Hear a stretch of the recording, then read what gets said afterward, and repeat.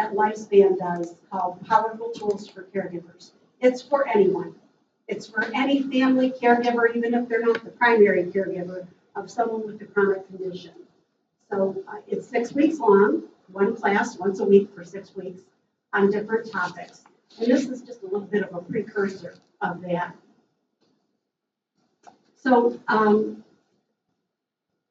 Powerful Tools for Caregivers is an evidence-based program. Are you familiar with evidence-based programs? Okay, so there is a national organization that says, this is how you teach the class. You have to go through a training so that if you're taking this class in California or in Florida or in New York, it's all the same. So it is scripted. So if it looks like I keep looking down at this sheet, it's partly because that's what they asked us to do.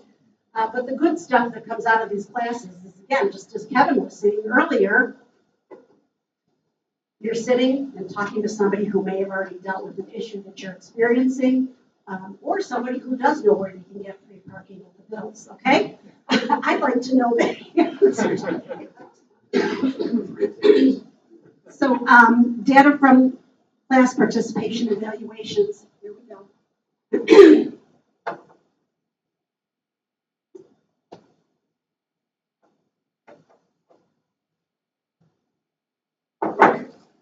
So the data from these classes show improvement in self-care behaviors, managing our emotions, and self-efficacy and use of community resources, working with others. The most important thing that you need to remember, whether we're talking about powerful tools or whether you're talking about Parkinson's programs, is that you're not alone, and that's huge. Okay. So I'll just put this.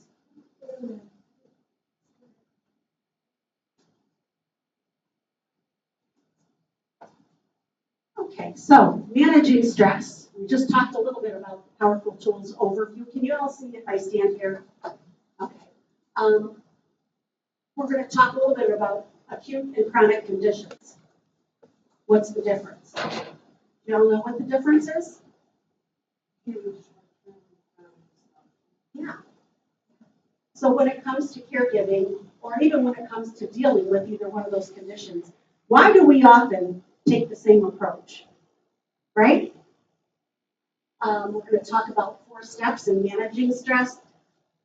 You all have your own ways. Stress is very personal, and how you deal with it is also very personal. There probably are not any 2 people that are the same. Maybe similar, but we're going to try to give some little tips on how to get through that so that you're managing it a little bit better. We're going to talk about identifying the signs and sources, and then in your packet, so you have the PowerPoints in front of you, it's yours to keep, and then there are 3 loose sheets, okay? And the very last one is, it's an action plan. Anybody ever done action planning with your work? No, yes, it's a way to break. Okay, so some folks have. And then we're going to close with the relaxation, if my voice allows us to do that. Okay, so what I'd like to do first is just start by going around the room and telling you who you're here with. And if you've had Parkinson's, how long? We start over here.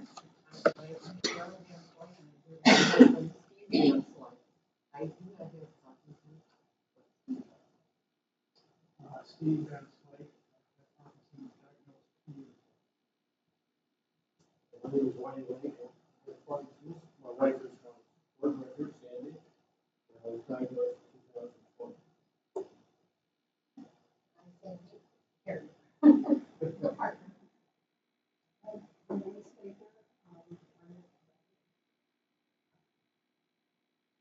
I'd like to stay down here where they have Parkinson's, but what kind of unique? She has not understand breast cancer. So we go both with us after that. Caregivers and patients. Depending on how much going on at that moment. I'm so glad you're here. I'm Sandy, my husband was diagnosed in 2020. It's he also has frontal temporal dementia.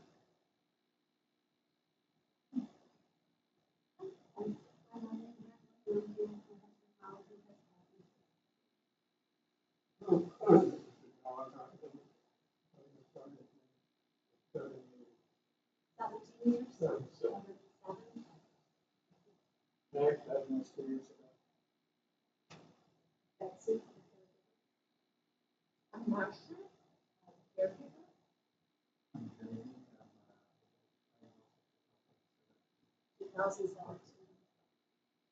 In the back? Bob Myers, and my caregiver, my wife Lynn, and I was diagnosed 7 years ago. Hi, everyone. Next one. I'm Mary Ann. I'm a caregiver, partner with Bob.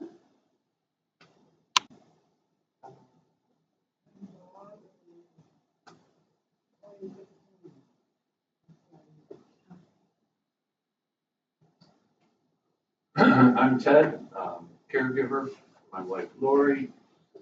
Symptoms about 15 years ago, diagnosis 12 years. Hey, Mike Reese, I'm the one with Parkinson's, and I was diagnosed in 2020.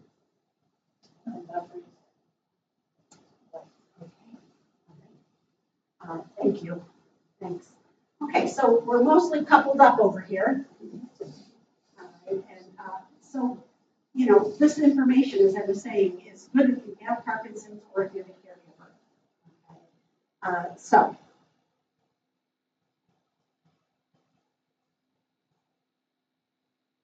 we said we were going to talk a little bit about acute versus chronic illness.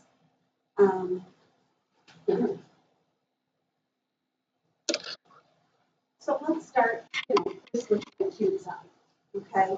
As we had said, acute is short term, okay? The treatments are available to heal, all right? And the person is generally restored to full health, okay? Something like even breaking your leg, being laid up for 6 weeks and someone is caregiving for you, okay? That caregiver is, you know, making sure that you're bathed, making sure that you have food while your leg is up, right? Making sure that you're getting to your doctor's appointments and also trying to do all the things that they might still be needing to do, like perhaps work. It's okay. It's the same ring as my phone. I thought it was mine for a second there. But then things return to normal, right? Or mostly return to normal. And you go about your way, right? So what, 6, 8 weeks maybe, you're laid up, and then things start to settle down in our lives, and your stress level goes back down, right? Okay. What happens with the chronic illness? It doesn't go away. You know, there may be no treatments, or there may be some treatments. There may be side effects from some of the treatments. In many cases, things can be done to manage a chronic condition, and at times the illness may be under good control, okay? But at some point moving forward, it's going to be there. It's something that you're always going to have to deal with. So as we had said, acute illness is short term, changes our life for a while, and then we go back to normal, where the chronic illness is long lasting, okay? So a chronic illness has ongoing impact. Changes from time to time. It's a little easier, sometimes a little harder, okay? Balances out. But the problems don't really go away. As chronic illness progresses, the caregiving responsibilities certainly do increase. It's not as good if they just go away. With an acute illness, we return to normal, as I had said. And with a chronic illness, the normal changes. And that's okay, as long as you can keep up with it, okay? But with a chronic illness, it often means a permanent change from what was. Okay?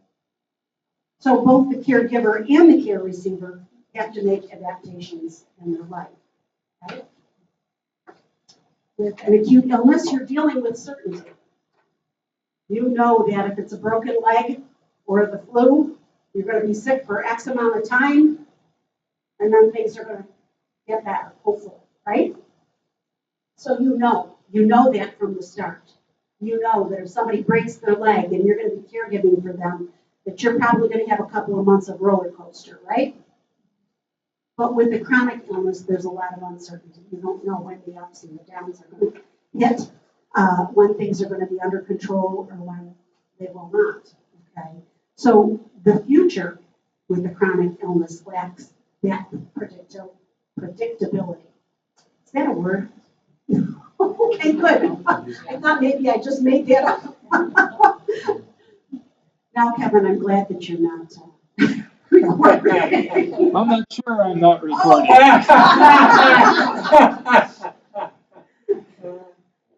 So acute illnesses are not the same as chronic illnesses, right? So why do we treat them the same? We just do. We just go in there, gun ho, and do what we can do, okay? Being a caregiver for the long haul with a chronic condition requires us to take care of ourselves, much more so than with an acute illness. Okay? And that's the message today. Usually we can't stop the impact of the chronic illness on a family member. However, we're responsible for our own self-care. And it's critical that we don't become a second victim. As Kevin had mentioned, I've been working at Lifespan for a very long time. And I actually just switched jobs. I was the Monroe County Caregiver Resource Center for Community Resources. And I have seen more caregivers over the years fall apart before the person that they're caring for. And so that's why this is so important to me.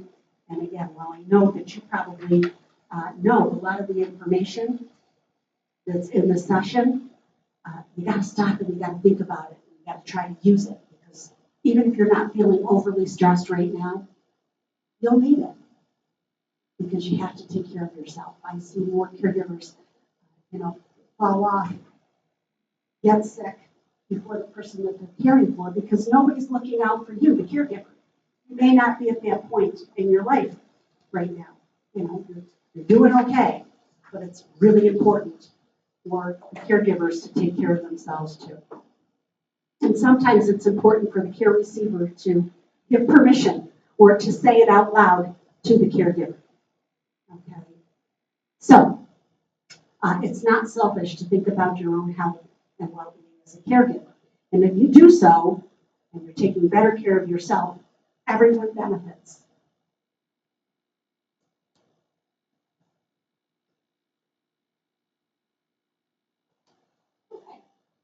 Okay. So 4 steps to managing stress. Stress is a reaction that we experience when the demands placed on us are too much to cope with. Okay. While stress can be positive, too much stress can affect us in negative ways, both physically and emotionally. Okay? One of the most important things that we can do for both ourselves and for the person that we're providing care to is to take care of ourselves, as I had said. And it's important that you thrive, not just survive this. Okay? So, managing stress. The first step is to recognize what your early warning signs are. Tell me what you think some of your early warning signs might be. My heart rate. Okay, heart rate. Don't be shy. Shaky hand, okay. Anxiety. Yes, insomnia, or just changes in sleep pattern. Headaches, that's me too. Yeah, loss of patience. The rest of you aren't stressed, right? What a girl. My shoulders tense up. Tense muscles. I turn into a little ball of stress, and that affects me with pain, and then it affects my sleep, and then it affects, and it just goes on and on. Okay? So these are some of the things that happen, okay? It's easier and more helpful to make changes early to reduce stress. Okay? If we wait until we're completely overwhelmed, other things start happening. So you had mentioned losing your patience, but I'm betting that something probably happened before you lost your patience. There was an even earlier warning sign. So what I want you to do is really just think about it, okay? Standing. Nothing like calling you right out here, right? You mentioned that your heart rate goes up, high blood pressure. I don't have my blood pressure, but when an issue suddenly presents itself, yeah, that is on my heart. Okay. And sometimes it's Ah, okay. Okay. So, is it possible that something else is happening before that that might be a message? no, I'll give an example. 2 days ago, well, I get my husband up every night at 12:30 in the morning to do a bathroom trip. So that's what we do. And when I took him to the bathroom 2 nights ago, I behind the toilet on the wall, I had a big, long painting, and it had glass on it. And I saw that the glass in the lower right corner was shattered. And I got angry because he didn't tell me that he fell against the toilet and his body hit the glass. He didn't get hurt, but I got angry because he didn't tell me.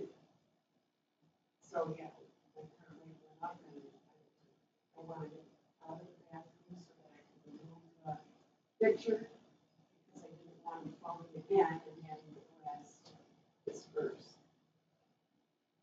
Okay. So I imagine that someplace in the mix of all of that, well, don't you just love being picked on when you come and spend your Saturday morning? Yeah, a lot of things happen that in some ways make more work for you, the caregiver, without realizing that, whatever was happening with the illness or just one of those things that happens that, maybe you need to make a renovation in something. But either way, there is a sign of stress, okay? And that earlier warning sign that you can come up with. Anybody else have an example? Lunch? Oh, no. Looking for examples that cause stress?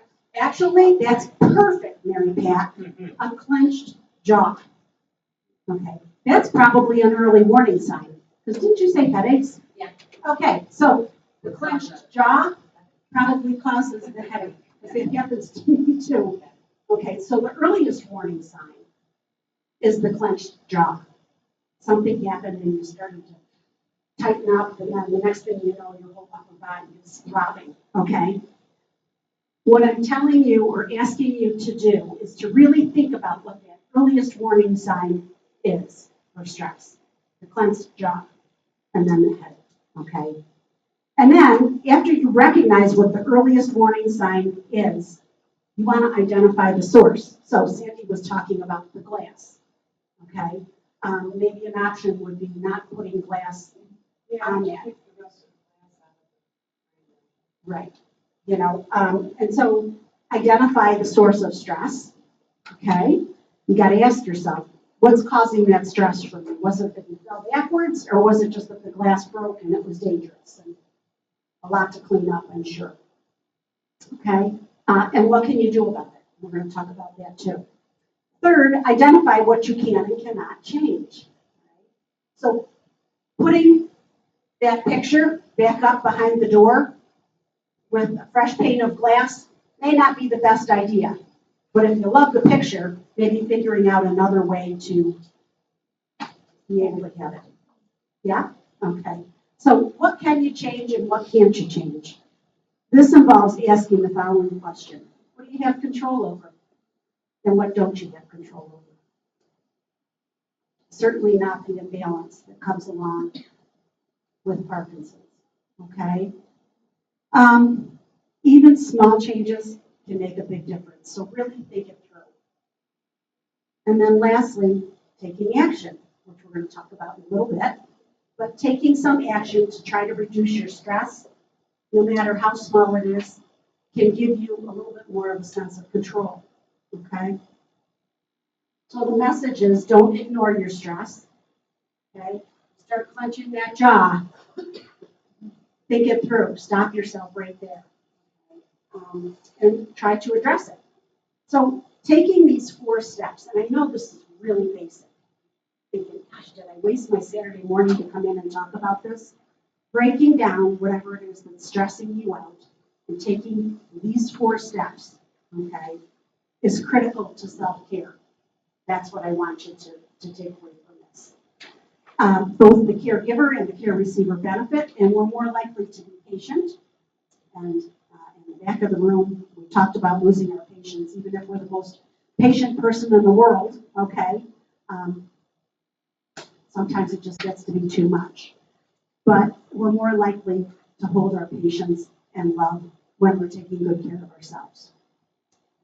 So we're now going to identify some signs and sources. We talked a little bit about stress, and then some different tools for managing it. And it's important to recognize and manage our stress, because if we don't, it's hard to do anything else. That's the other message here.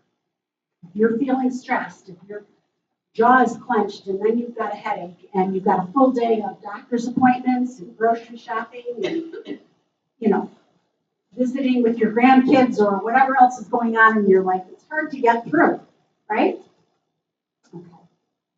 So, in your packets, there is 1 or 2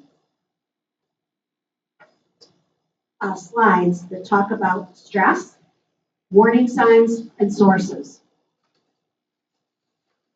Find them? These are some examples that came from others who took this class. So the answers are there, but what I want to do for just a few minutes is have you break up, I guess, whoever you want to, around your table, either all as one or in 2 separate groups, okay? And in the back, maybe you 2 could join this table for this and just talk about what you think your earliest warning signs of stress are and what your source of stress is. Okay? So we're going to give you just a couple of minutes to do that. Do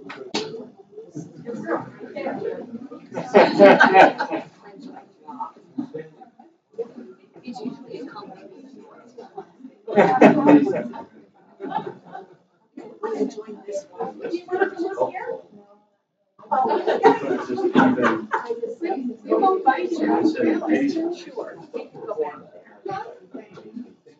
He's careful.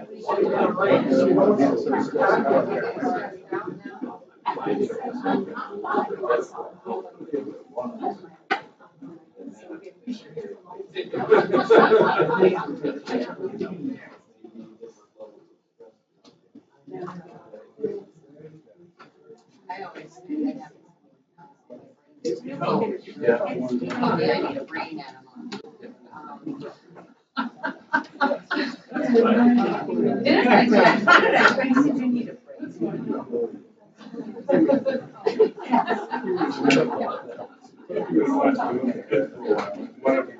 Like 1 year as they were getting ready to start an extra grade school, so they couldn't go because their brain was full and there was so much room for anything new in there. If they want to learn anything else, they have to get something else.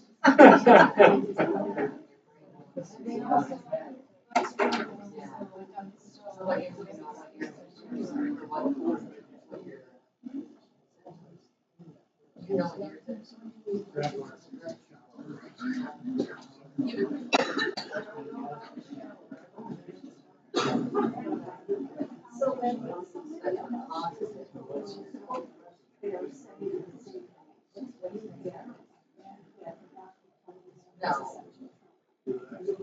I guess I clenched my jaw when you cut that one out. I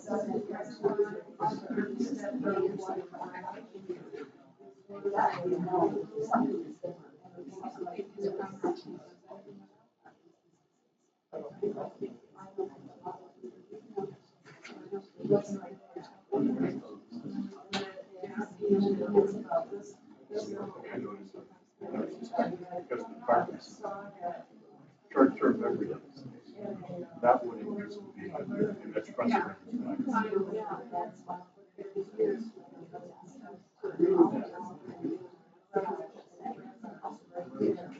Just doing something, and 2 days later, I'll find you different. 2 days. 5 minutes.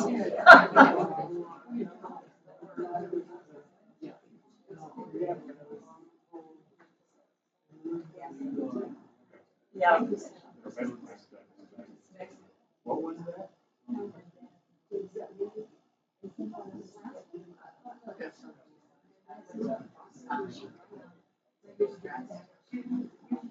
I don't know, but I feel at times that my stomach is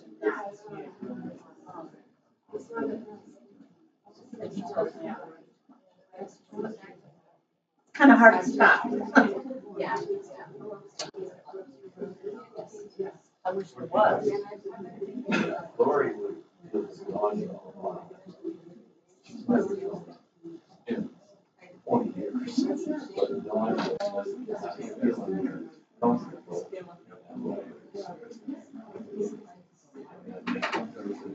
Okay, what are you thinking about? What are you anxious about? What fun.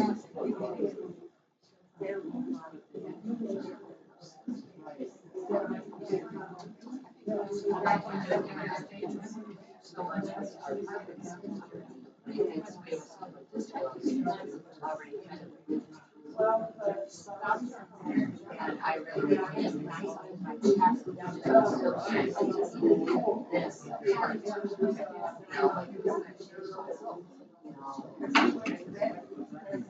not good. We'll get through that. Everything else.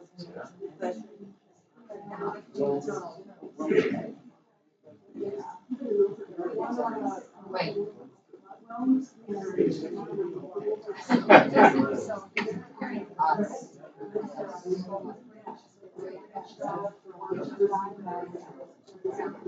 more you know about what can happen, science, the better off you're going to be along. That's somebody to be on the field. So all of a sudden, you're caught by surprise. That's how Lori was. She was the first rock studies officer. And that assistance was really constantly analyzing what the next function actually was.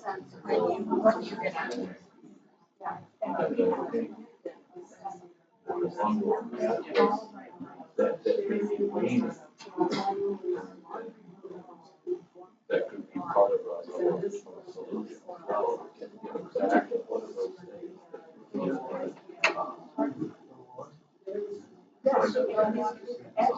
That's really helpful. That's helped me. Watching these two trade punches was fulfilling for me too.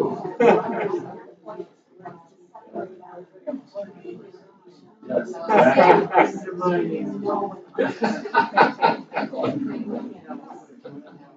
So years ago was your first. Remember when we used to bring Frosties? Oh, yeah, And yeah. boxing was her first day of playing on the class. Now the class is actually really can't afford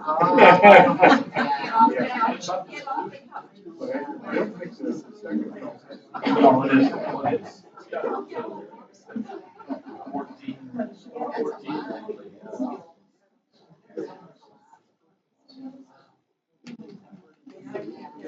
Well, it's like, I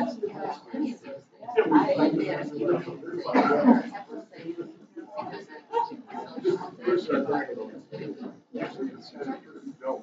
Yeah, and like, you're using you know, you can make these.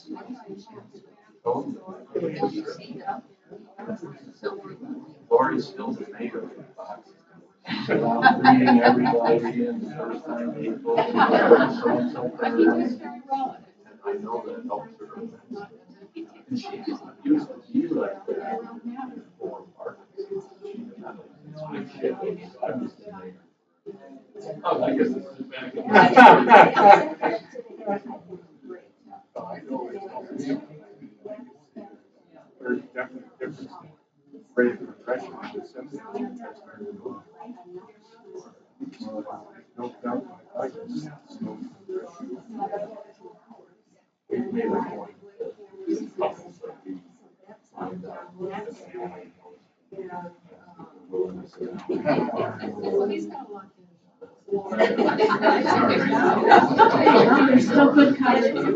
There's still good conversation going on out there. Sandy, can I just ask that you say that to the board, if you don't mind? That you have a camera on your phone that alerts you when your husband falls, because I know somebody else who was talking about that, and if they would go out, even to go grocery shopping, Right. they'd always be worried. You can get indoor cameras. No, I'm watching my husband right now. And the name of the camera system is Link. You can get it from Amazon.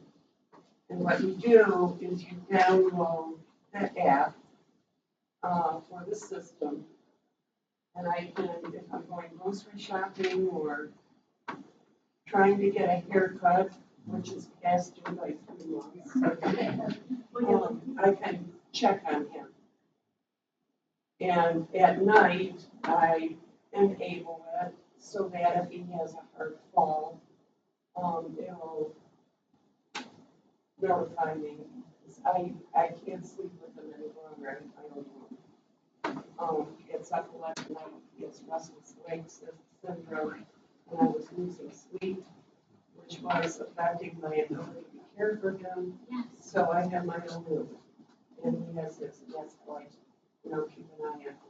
There's also an app that you can, if you have an Apple Watch, that you can install. I don't know the name of it. My kids did it for me. And last weekend, my husband had a hard fall while I was out of the house. And it notifies the emergency contacts that you enter in the app, and I was one of them, our 2 daughters and our granddaughter. He was able to get up on his own, he didn't have any injuries, but the fall activated that app. And I think it asked him if he needed help, and he said yes, and the ambulance came too. Because 9/11 will be notified. So that's very helpful also. And it didn't charge me, but I'm glad that we found out that it works. Are you saying because he had an Apple Watch? Yes. Or because he had his phone on? No, Yeah, you have to get the phone to work with the watch. Yeah.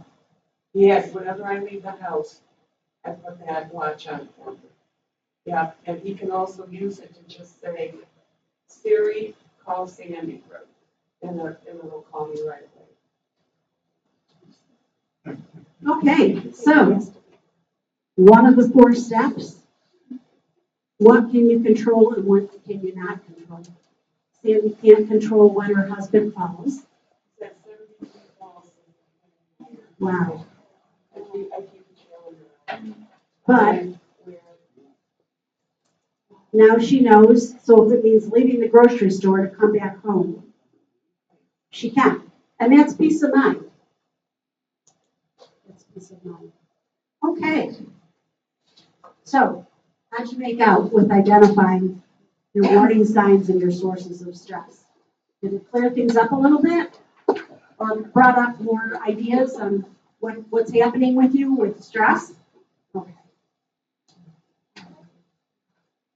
So, remember, the earlier that you can identify our warning signs, the better, okay? some of the signs that we talked about may not be our earliest warning signs, as I was talking to Mary Pat, clenched teeth and a headache. Okay, so it's important that you really pay attention to yourself, to your body, to your heart rate, to whatever it is that's your earliest warning sign, and think it through. Stop and think it through. Because what happens when we start to get stressed? Our thinking process doesn't work very well, it's true. Okay. So if you can step back before you're completely feeling out of control to say, okay, what's happening here, and I need to breathe. I need to take some deep breaths. Counting to 5. Stepping back and saying nothing, just counting to 5. 10 if you really need it, okay? That's a step, and it does make a difference, okay? So some of the warning signs of stress can be physical, they can be emotional, or they can be mental. If we neglect our warning signs, problems will develop, and the results of neglecting stress include increased health problems, okay, for starters. So stress affects our immune system. It increases our vulnerability to illness, and it can worsen existing medical conditions. It disrupts relationships, another sign or result of neglecting stress. So stress can cause a breakdown in communication with others. So how many of you have children? Okay, so you're caregiving for your spouse or partner. Your children are out there. Okay, they're concerned. They want to help. There may be some that I have 2 boys, and they are about as opposite as 2 boys could possibly get. I don't know how that happened, but they're concerned. Sometimes, if I'm not clear, so I've been with my partner for over 20 years. Neither of us want to get married, and he's had some health problems. Okay. My boys are concerned. They react differently. If I'm not good at communicating to both of them, who are both living out on their own now, one's married with a family of his own, the other one is not, okay, things break down, right? So if I'm overly stressed and I finally get with them or start talking to them, I find that I lose my patience and start yelling, okay? And it disrupts our relationship. So it's not just the 2 of you. It's other family members. Burnout. What's burnout? You've heard burnout. It's the total physical and emotional exhaustion. It's a feeling of being totally overwhelmed. Not just a little bit, but completely at the end of it. And not being able to cope. And this happens. We always think, oh, I won't get that far. Okay. But if you find family members saying to you, gee, mom, or gee, dad, I'm worried about you. You seem like you're struggling. What do we often answer? I do this. I'm okay. I'll be just fine, right? If your family members or good friends are saying to you, I'm noticing a difference and I'm worried about you, stop and pay attention the next time. You don't have to say, I'm fine, or you don't have to totally say, yeah, I'm terribly overwhelmed. But just stop and digest that information. Because they wouldn't be saying it to you if they didn't feel a little worried. And sometimes those around us, and even your partner, can see it before we do. All right? Depression. Depression can range from feeling down in the dumps to feeling completely hopeless. Okay? So in one of the classes, for the Powerful Tools class, we talk about all the different levels of depression and what you can do at those different levels to help yourself. And then decreased quality of care. I think it's human nature, even if we're the most patient person in the world, that sometimes you do lose control. And sometimes you yell. And after you're through yelling, you feel guilty because you yelled at somebody for something that they didn't do on purpose, but things got out of control. Okay? So that's decreased quality of care. Stress can decrease our ability to give good care and to give care in a loving way. Okay? So if you ignore stress, it's going to fester and it's going to get worse. Any questions? Any thoughts at this point? So we can't eliminate stress because stress is always in our life. And that's a good thing. But it is important to try to manage it. So identifying your warning signs and then identifying your sources of stress are the first two really important steps. Okay? The third important step in managing stress is to clearly identify what you can and cannot change. We talked about that.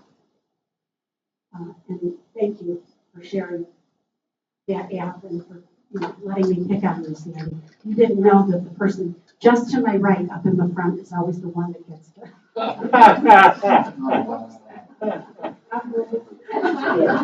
Too late. My girl today. She got the app. Now, if she's out, and I have a friend whose husband has Parkinson's. I wish she was here today, but she's out of town. Same thing. We try to go out to lunch. It's somebody I used to work with, and she's such a nervous wreck that all she wants to do is get home. And I'm going to tell her that's one way that she can manage some of this and still take care of herself. So thank you for that. Okay, so you're going to identify what you can and cannot change. And by the way, going to support groups and getting together, as Kevin was saying, staying afterwards and just talking a little bit, you will find that you're probably talking to somebody who may have been through what you're struggling with. So just having conversation with those who get it, okay? It's important. Okay. And so then sometimes there are things that we cannot change, right? Sometimes that illness takes over. And sometimes we need to just let go. If there are things that you cannot change or manage, you just need to let it go and just understand that you're doing the best you can from day to day. And I'm going to break into song because I have a 2-year-old granddaughter who loves Frozen. You do not want me to break out into something. So we're now going to talk about tools for reducing stress. Okay. So we'll consider what you can do so that you can better tolerate your situation. Now, we're moving into winter. It's harder to get out and about for a lot of people during the winter, right? So some of these things are things that can be done at home, and they only take a few minutes.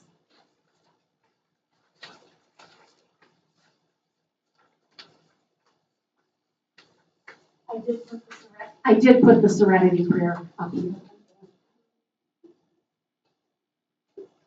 So, taking action.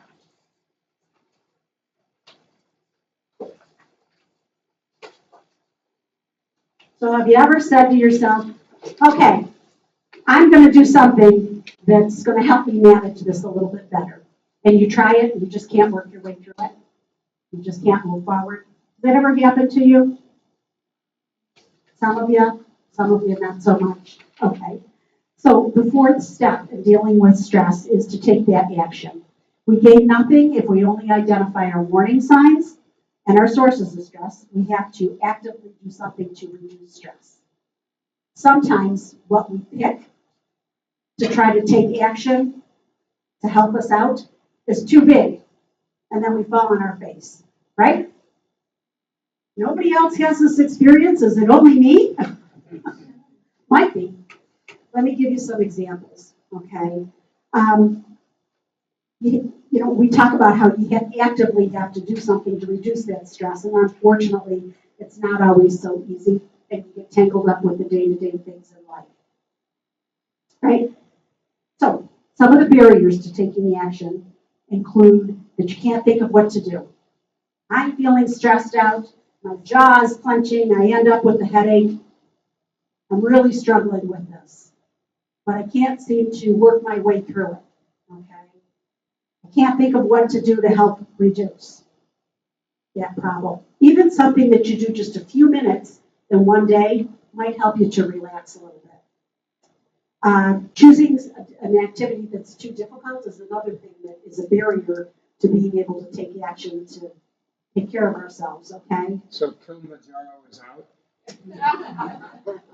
Not for you. Oh, yes, it So difficulty choosing a difficult activity that is selecting a stress-reducing activity that's too involved or too awkward, Kilimanjaro. Too time-consuming, or you don't really want to do it. I'll give you an example. I just let my gym membership run out because I could never get there. I need to. I know that was the wrong thing, but I just never felt that I had enough time. Even if I said I was going to go to the gym for 1 hour, you have to get there. You have to get home. You have to shower. You have to do all of those things. I was defeated before I even got out of the water. Okay? My gym membership right now. So, it really just for right now is becoming too difficult. I need to break this down into something that's a little easier. In other words, we're going to talk about how you do that.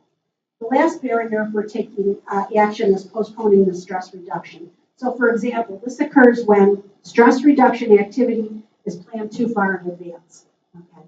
So, Mary Pat and Sandy and I are going to go to Kilimanjaro, and we plan our trip for, when are we going, Cal? 6 months? 9 months? Next year? Is that going to help us right now, day to day, if we're struggling? No. Kevin's going to be our guide when we go. Sandy, that's right. It's too far in advance. That's not going to help you now. We're talking about what can you do right now? The present, yes. Okay, so stress reducers are activities that help us to relax. They're soothing and pleasurable. They make us feel good, and we can build it into our lives. Okay? A stress reducer doesn't have to be elaborate. The less elaborate, the better, actually. It could be just a few minutes a day doing something that's relaxing and enjoyable and help us better deal with stress. So I have a piano at home, and I always imagined that one of my kids would really be into the piano, and neither one of them took that up as an instrument. So I played piano when I was younger, and now I have this beautiful instrument in my house, and I never sit down and play. So one class for powerful tools for caregivers, I decided each day, each time we have a class, we have an action plan. We have to express it to the whole group, and I'm going to show you how to do that. And then the following week, before we start class, you have to report on whether or not you did your action plan. So there's serious peer pressure going on here. And I decided that I said, okay, and I'm going to be very specific about this. I told the class that I was going to play the piano on Saturday morning for 10 minutes. Guess what happened? I even said specifically what time. That time came. I'm still working full time. Usually on my Saturday mornings, I'm grocery shopping, cleaning the house, doing laundry, so that I can relax for the rest of the weekend. I stopped and I said, oh my God. I said I was going to sit down and play the piano for 10 minutes. I have to do that because I have to go back and talk to everybody about it and say, yes, I did it, or no, I didn't. Okay? 10 minutes. It's not very long. I've been doing this for a while. 10 minutes should be relatively easy. It was like making an appointment with myself. And I did it. And guess what? You can't sit down and play the piano for 10 minutes. My 10 minutes turned into a half an hour, 40 minutes, a little bit longer. And I really enjoyed that. I really enjoyed taking the time out instead of walking past that funky old thing in my living room every day and thinking about it and not doing anything. So it worked. It just took me a little bit to do it because when I originally set that goal, I said, I'm going to play the piano for 30 minutes 3 times a week. Okay? Didn't happen. Okay? It wasn't until I said, all right, I'm going to narrow things down. I'm going to do it once for 10 minutes. That's when I was able to accomplish that. And it helped me. It did relieve some of my stress. I know that's a very simple item, a simple thing to do. And yours may not be quite that simple, but we are going to practice. So in your packet, you have a list of stress reducers. It's blue and it's in one of the 3 sheets that's at the, it's, it's some ideas, okay? And what I want you to do today, and by the way, I made more copies of the action plans. If you want to take some with you, you're welcome to. Just see me afterwards. How are we doing on time? Just about. I want you to try to work through this, okay? So, a stress reducer. I gave you 20 ideas. Did you get it? Yeah, no, I got it. I just had a thought. Okay. To add to this. I semi-retired a couple of years ago to help better take care of my wife. And I had some very busy occupations, and so slowing down, I'm usually loud enough. You are pretty loud, but. I was like stir crazy because I had all this time and I needed to fill it as well. But the point I want to make is I stumbled into looking at some activities that just were totally out of the blue. Because the first things that come to mind, the relieving stress is I want to go paddle, I want to go climb mountains, I want to backpack. And that creates more stress because I can't do those things as easily as because of caregiving. So I stumbled into, when thinking of things to do that you could do at home, here are 2 of the goofiest things that have brought a lot of joy into my life and my kids. One was you could learn to do, I don't even know what you call it, balloon art, making balloon animals. That's what it's called. Is that, yeah. And boy, am I a hero with my grandkids. It's crazy. And then another is whittling. I've been outside all my life. Well, I never had actual whittling tools. And it's just so, my point is, expand your horizons here. Think way outside of the box. Yes. Thank you. That's awesome. He's going to be teaching next month. No. I dared to do. That was excellent. Thank you. Yes, so sometimes it means trying something new or something, I started to say, so winter's coming and it's a little harder to get out and it's cold and some people love outdoor activities, others do not. Depends on the day for me. But try to think about some things that you can do that may or may not be on this list to help expand a stress-reducing activity for you. If it's easier to do it at home with your loved one, or something they can participate in, great. But I want you to just try to think of some. Just going to take a minute and write some things down. Okay. So I have a list that is in the PowerPoint that you have in front of you of some other ideas besides the blue sheet, the blue and white sheet that I passed out. And here's some more ideas.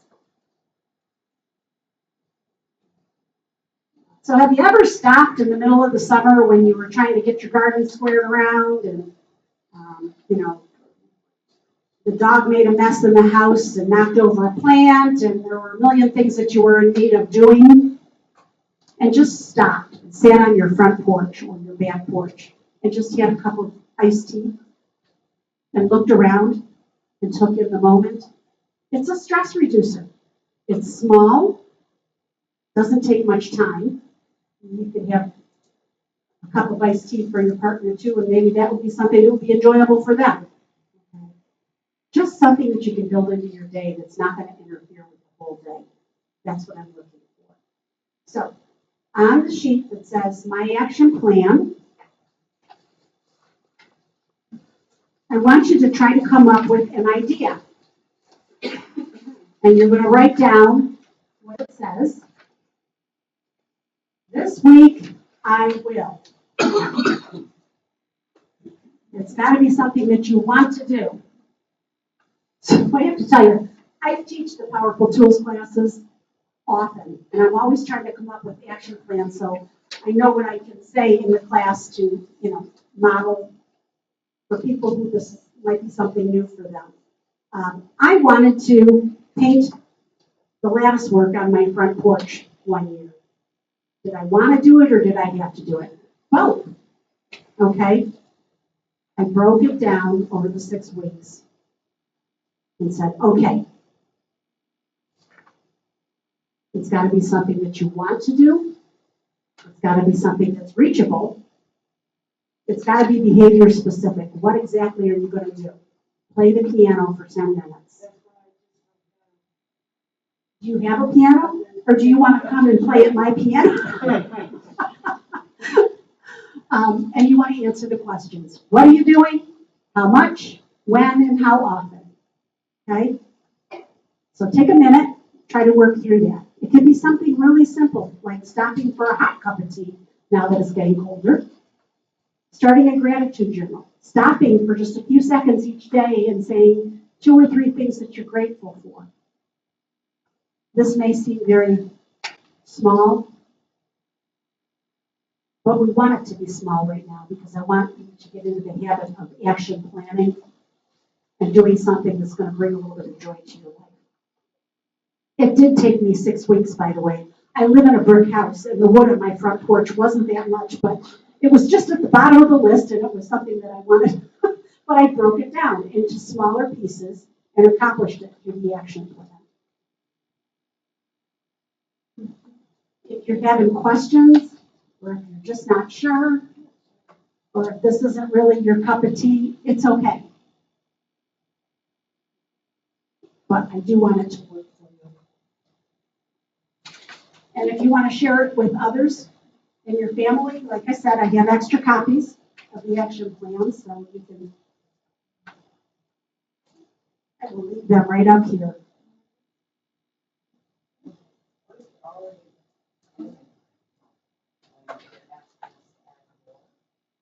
Doing multiple.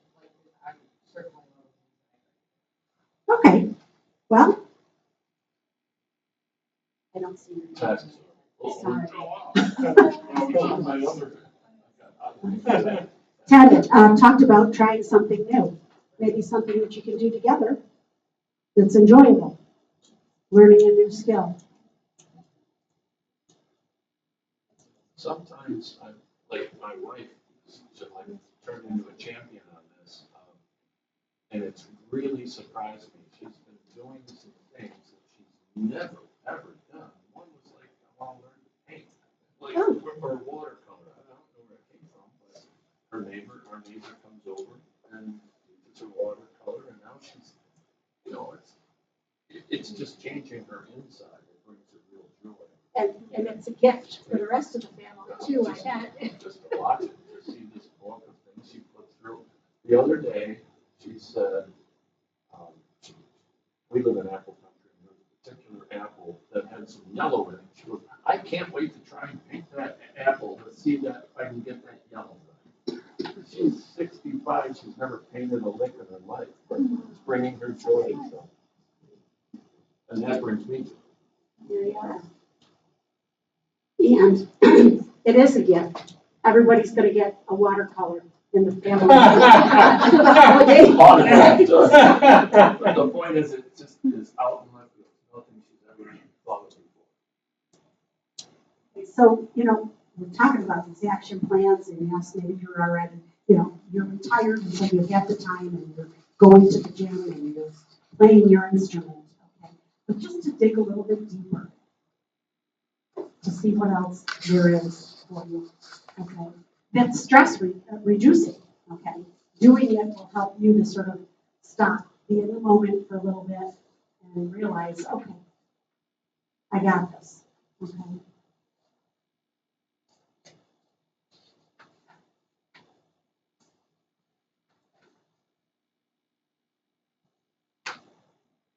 Does anybody want to share? Did anybody fill it out or think about how to do this, that they might want to share what they're going to try to do this week? Sure, I'll share. Awesome. There you go. I wrote down clean space. My wife's been on my case every day to get organized, to get the stuff to move out and get going. So I'm now committing to her 15 minutes a day to clean space. That's awesome. So I'm gonna tell you, that's great. You're So setting a 15 bad example for the rest of us.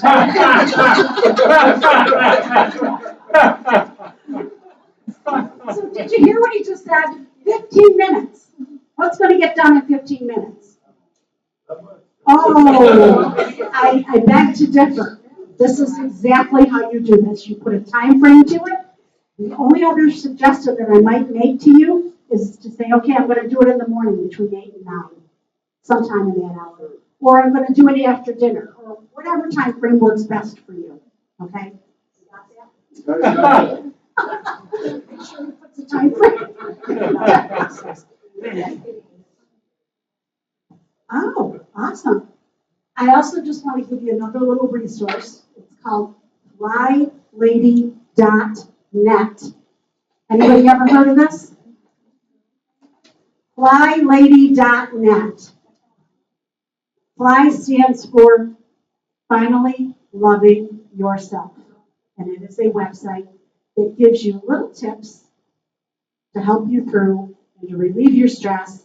And I'm bringing it up right now because my friend over here just talked about needing to organize and make space.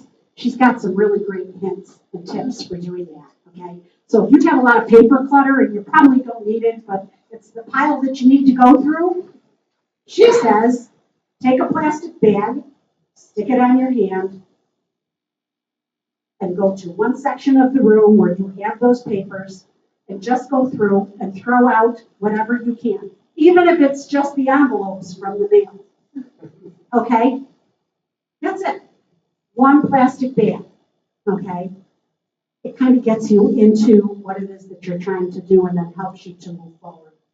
Again, so it's breaking things down into smaller pieces so that it feels manageable and not some huge, horrible task like painting the lattice work on your front porch.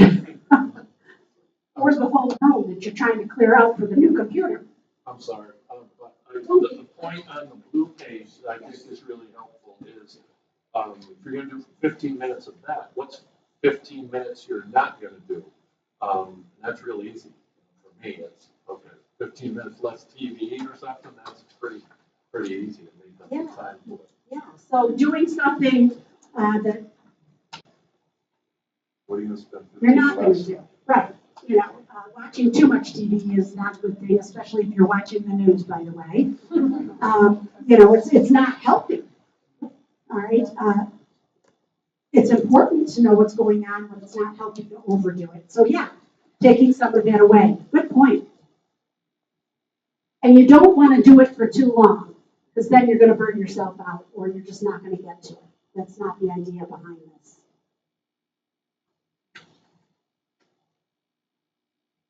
Do you have any questions? Any thoughts? Is anybody struggling? I will stick around for a little bit if you find that you are, and maybe we can come up with a couple of solutions. So, based on today's presentation, I just want to remind you that there are 4 really important things. It's critical to take care of yourself, each of you, okay? It's important to identify your warning signs and your sources of stress, and it's important to take action to move yourself in the right direction, okay? And action plans are just one of the many tools that we talk about in Powerful Tools for Caregivers. Some of the programs are, again, a lot of it is it's things that we all know, but we don't remember to practice. And then stress comes into our life, and we really don't remember to practice. Using I statements when you're talking to someone, okay, something as simple as that. So one of the classes focuses on communication tools. There are a couple of classes. We have one class devoted to depression and different levels of depression, okay, because depression is just, it's huge. It could be something from, like I said, feeling down in the dumps and you can pull yourself out to not being able to pull yourself out. We talk about emotions. What are the emotions that we're feeling with this illness, either as a caregiver or the person who has the illness. And the importance of paying attention to your emotion. We talk about bad emotions too. We talk about, I heard somebody say, I think someplace over here, I yell. I get mad because I'm frustrated and I just can't keep up with myself. And then I start yelling at my loved one and then I feel guilty. Guilt is huge for everyone, whether you're struggling with the disease, and sometimes we kind of pound on our caregiver too much, verbally or whatever. It's hard. And as the caregiver, you're stressed and you may yell at your loved one and it may not even be something that they have control over. And then you feel rotten about it. Okay, we go into big detail about that with the class. So the classes are wonderful. We're finishing up for 2023. I put the information, this was kind of backwards, but I was in the interview when I was still working in the caregiver program at Lifespan. My boss had asked me to sit in on an interview for a couple of people for some other positions, and I actually hired the person that took my position before I had even told my boss that I was leaving. And she's wonderful.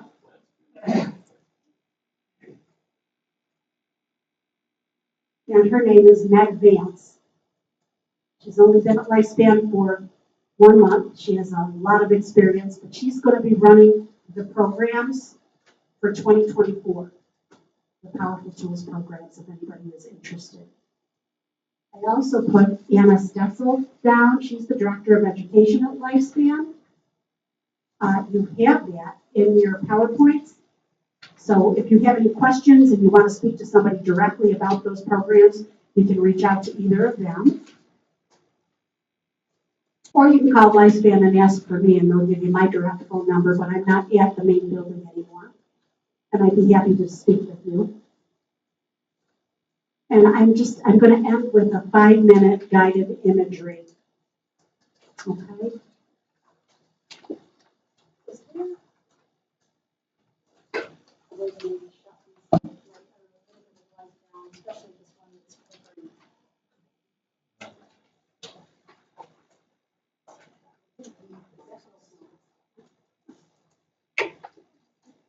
Have you ever done a guided imagery? Do you know what it is? Okay. So what we think and feel has a powerful effect on our mind. One of the things that we can do is to learn to use our mind to relax our body. And that we can do that through guided imagery. It can help reduce stress, and it's one way to do something that is quick. You don't have to go anywhere to do it, or make plans for your loved one if you're afraid to leave them home alone, because you're worried about those falls. Okay? It's something you can do together. So guided imagery is like a guided daydream. That's what we want it to be. I'm going to sit down over here, get a handle on my voice, and hopefully it's not too scratchy for you. I'll do my best. And we're going to do a guided imagery called A Walk to the Beach. And all you have to do is listen. Okay? So what I want you to do is I want you to put your feet flat on the floor, get comfortable. If you need to have your back up against the back of the chair, because it's relaxing for you, do that. Get yourself in a comfortable position. If you feel uncomfortable with any part of this walk, picture yourself in a place that you do find relaxing. So if you don't like to go to the beach, don't go to the beach. Go to the woods, okay? Take a deep breath. You can close your eyes if you like. It's time to relax now. Just for a short time, let go of all outside concerns. Prepare yourself for a summertime stroll to the beach. You've made yourself as comfortable as possible in your chair. Your arms are relaxed at your side. You can close your eyes as a way of closing out any unnecessary distraction. And now imagine yourself walking barefoot down a sandy path. In the distance, you can hear the waves rumbling onto the beach. The soft sand feels slightly cool between your toes. Plants on each side of the path tickle your legs as you take this leisurely walk. As you get closer, the sounds of the waves get louder. You can see the sun slowly behind, setting up above, and it's making the sky and a few clouds turn pink and orange. As you continue down the path, you can see the water much better now. Its brilliant blue color is sparkling in the sunset.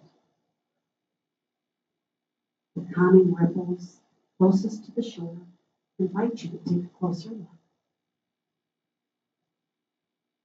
As you walk toward the water, leaving footprints behind, you start to feel the soft sand become more solid under your feet. It feels a little wet from the water near the shore. At the edge of the water gleams some white foam, and you notice a few seashells in the sand. You bend over and you pick one up and see its perfect shape and pearly insides. With the warm water trickling between your toes, you look up and out across the water as far as you can see, realizing now how small we are in the vastness of the universe. Just a few feet from the water's edge sits an empty chair. As you walk toward the chair, you can see small crabs sticking their heads out of the tiny holes in the sand and running away as you draw near.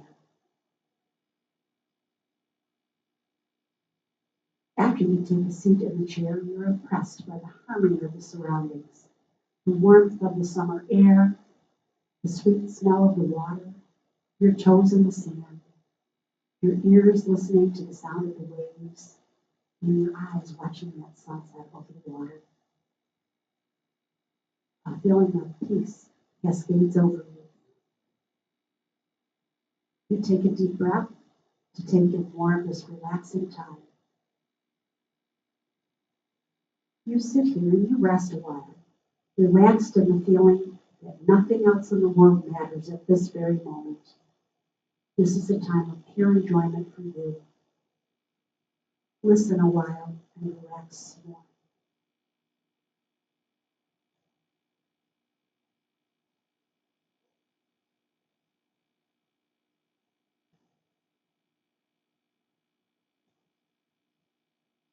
When you're ready, you begin to stand up, feeling the soft sand between your toes again, thankful that you had this time to yourself.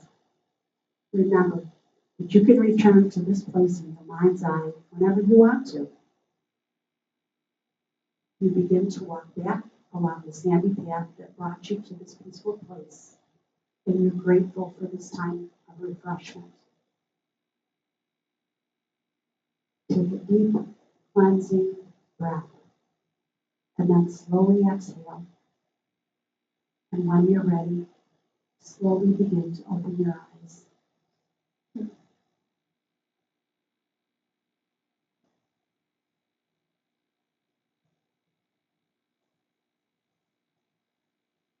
Does anybody feel any different?